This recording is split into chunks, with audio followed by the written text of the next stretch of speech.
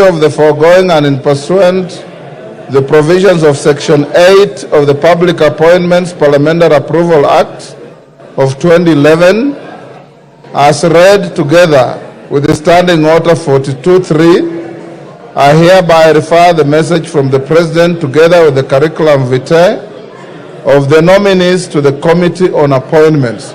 Order, honorable members. Order. Order, honorable members. Can we listen to the communication? Honorable members, Section 8 of the Public Appointments Parliamentary Approval Act 2011 provides that unless otherwise provided in law, the committee to which such nomination is referred shall consider the matter and table a report in the House within 28 days. It is therefore imperative that the Committee on Appointments immediately commences the process of consideration of the nominees. The Committee on Appointments is expected to immediately notify the nominees and the general public, commence the necessary approval hearings, and table its report in the House soonest to enable the House to consider the nominees within the stipulated timelines. I thank you.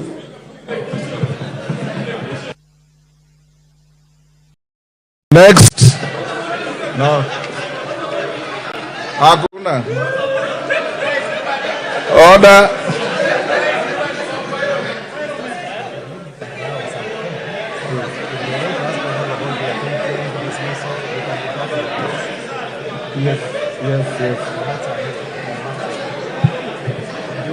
Yes, Junet, order. Order, honorable members. Junet, what is it? Huh? Yeah. Mr. Speaker. Order. Mr. Speaker. I'll come to you. Yes. Order, members. Yes, Junet.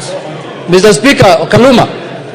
Mr. Speaker, they normally say in Parliament, what you communicate is what is communicated and that is what is final.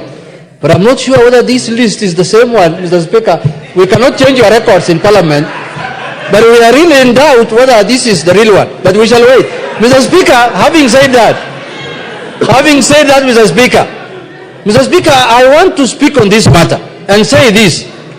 Mr. Speaker, this time and this period in Parliament, Mr. Speaker, I want to tell members, my colleagues, that vetting of this CSS is not going to be business as usual. This time, Mr. Speaker, and this time, Mr. Speaker, I repeat for the third time, if somebody is not suitable, if somebody is not capable, if somebody doesn't have the capacity, we are going to throw him out, Mr. Speaker.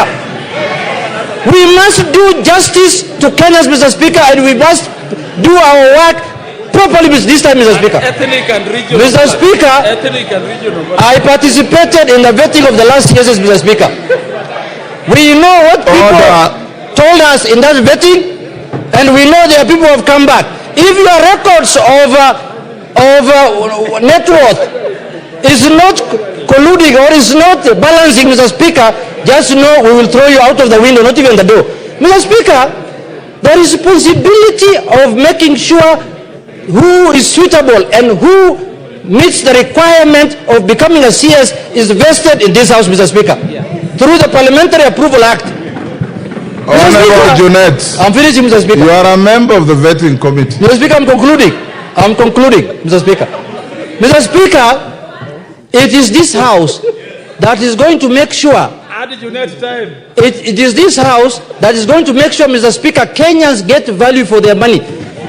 It is this House that is going to make sure, Mr. Speaker, if you know brothers and sisters who have been nominated, if you know you don't qualify, please leave early before you come to this House. This time we will put you in front of Kenyans bare, Mr. Speaker. Bare, naked bare, Mr. Speaker. Mr. Speaker, Kenyans are tired, and Kenyans are saying that they don't mind anybody becoming a CS.